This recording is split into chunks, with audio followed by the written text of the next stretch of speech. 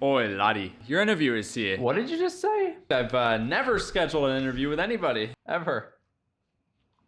Who is it? Oh, you know, the one scheduled last week. I think it's the, kinda clown? He, says he's also a Dark Lord. The Dark Lord, huh? I'll admit it does seem a bit odd. But, well, he really wants to meet with you, and he seems like a swell enough guy.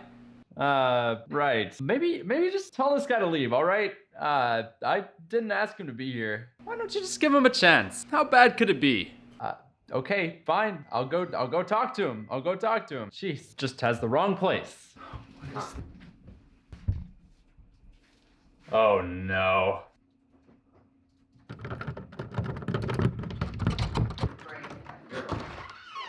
How can I help you? Do you want to come on in? All right, right this way. Crazy, a whole day's passed. I do know you self-identify as a villain, right? That's really cool. I'm actually doing a video on villains.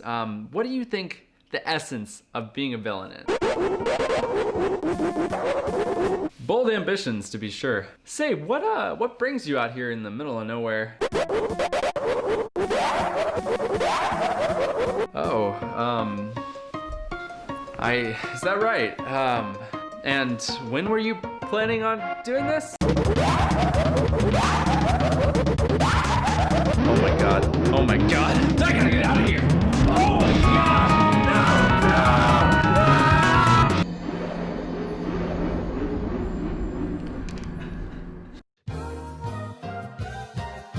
No. We're making a villain today. First, we're gonna write the backstory, then we're gonna draw the character, and then we're going to write the theme song. Before we write the backstory, it's probably good to know what actually makes a good villain. Fortunately, given my character design expertise, and the fact that I made a formula for evil in the last video, check it out if you haven't already, I should be well equipped to do this. So we're just going to apply that formula, easy peasy, and make the ultimate villain. So here we have Galactatron. This is Galactatron. I'm the best! And this is the universe. And here's how the story goes. Here we go! Every day, Galactatron grows bigger and bigger, until one day his galaxy brain is so huge that his neck ends up snapping and Galactatron dies. And as he dies, his galaxy brain crushes the entire universe. And that's it. So, Evil doesn't actually equal villainy. looks like I'm actually gonna have to learn how to do this for real. Too bad there's not any resources or guides or oddly specific videos or in-depth documentaries or anything really to help me out here. Yeah, there's all of that and so much more. They're pretty good at explaining things. Definitely better than me, but if I had to paraphrase what I learned, villains are characters. Being evil is potentially the least interesting thing about being a villain in the first place. Villains are relatable because they oftentimes have flaws similar to us. Even if somebody is evil, they can still be very virtuous. They can be driven, determined, courageous, successful, but oftentimes they use those skills in the wrong way. And finally, whether we admit it or not, a lot of us think villains are pretty cool because while we wouldn't be willing to break the law, go rob a bank, steal millions of dollars, become rich and famous, internationally renowned, you know, super villain stuff, a lot of that is actually pretty appealing when you think about it. Doesn't sound too bad. Excuse me for a second. And while most of us don't self-identify as evil, well, most people besides him, that doesn't mean that we don't fantasize about being like villains in sort of a similar way as we do with heroes. So now that I'm clearly even more of an expert than I was before, let's write this backstory. I think the key principle when writing a backstory, keep it brief. Just get straight to the point. Don't fall into what I like to call the lore writing rabbit hole. When you become so amazed with the world that you've created, you start spending extensive amounts of time unnecessarily writing about it. I'm just gonna write a quick story. 2 weeks later. All right, so I have a problem. When writing this quick story, I don't know what happened. I'm not really sure, but I happened to also write an entire D&D campaign. That's right, 18 pages of world building lore, 22 pages of spells and abilities, multi-thousand word backstories for just NPCs, multiple chapters of a companion novel. But it was pretty great, and now I'm gonna read all of it for you. All right, dramatic voiceover. Below the deepest caves and most hidden tunnels, outside the plains of this very world, lies a strange place. Some consider it a sort of afterlife. Oi, laddie. Nobody wants to hear this backstory. I can already feel the people clicking off your video as we speak. What do you mean? Nobody wants to listen to this boring backstory. I put a lot of work into this. I don't care, it's too long. It's too long. I think it's pretty good. Listen, laddie. TLDR is a wonderful invention. How about you give it a try? Yeah. TLDR, doesn't that defeat the whole point? Laddie? Laddie, trust me. I know what's best for you. Laddie, you know I know what's best for you. Ugh, fine. But I want to test something. If this video gets 1,000 likes, I'll upload a full dramatic reading of the entire backstory. Laddie, you average like 20 likes on a video. You really think this dumb challenge is gonna motivate people? I think it's worth a shot. I know you think it's far-fetched, but sometimes you just gotta go for it. Oh, laddie. Do what you want.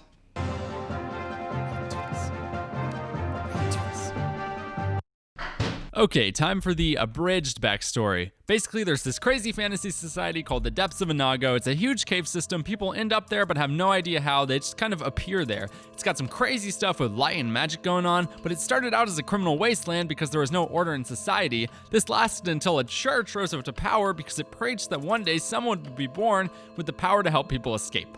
Yeah, there's lots of lore with this church, lots of society lore, factions rise up, order emerges in society, although the criminal gangs are still very prevalent.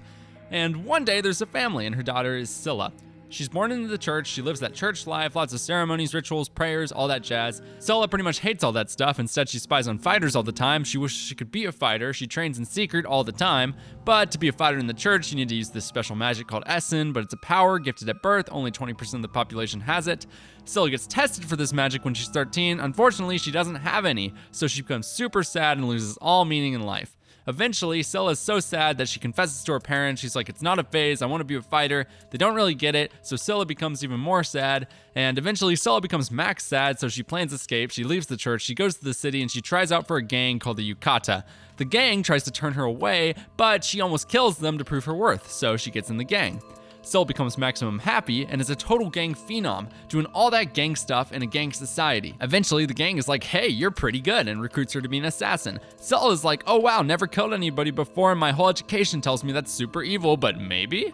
She goes on the mission with the assassins. The whole group gets ambushed, people start dying. Scylla's backed into a life or death corner. She kind of has to kill a few people to survive. Then she realizes she's actually really good at the whole assassin thing. She comes back and she realizes, hey, I could really just run this gang, so she does that through various methods. Then once she rules the gang, she realizes, wow, this gang could actually be a lot more powerful. Guess I'm gonna attack other gangs, so she does that using various methods.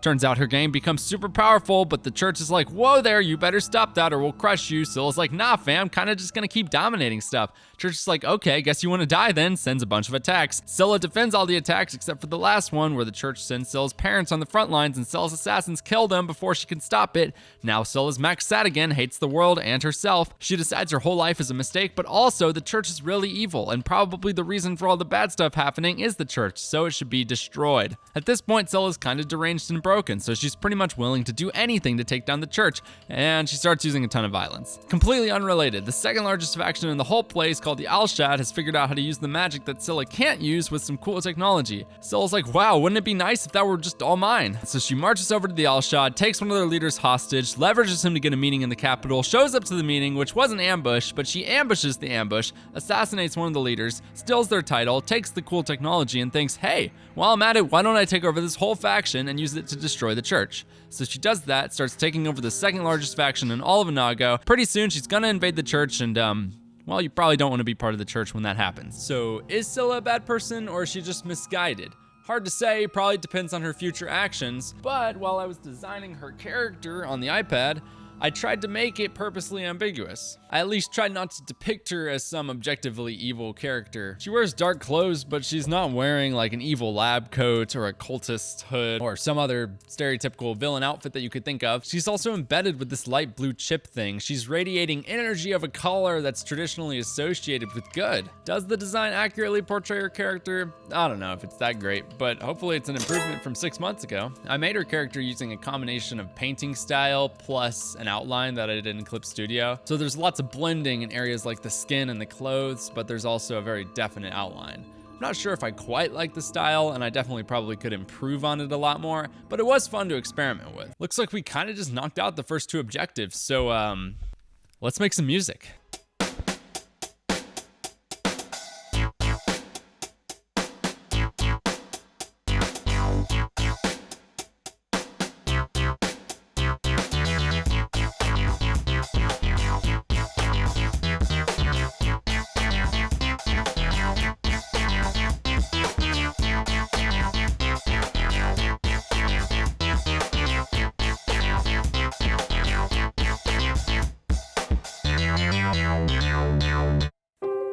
When I first started making this track, I thought, I want to make something cool, mysterious, but low-key.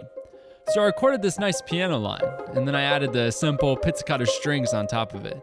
And it already sounded good. It didn't need anything more, and honestly, a minimalist track can be really nice. But of course, then I thought, well, if I add these drones, that makes it sound a little more evil and ominous, which is always nice. And then layering the low strings on top of the drones obviously makes it sound better there. And then, you know, we could always spice up the piano line a little bit, adding that extra high line, but then the whole thing just started sounding a little anticipatory. And oh gosh, there's the riser.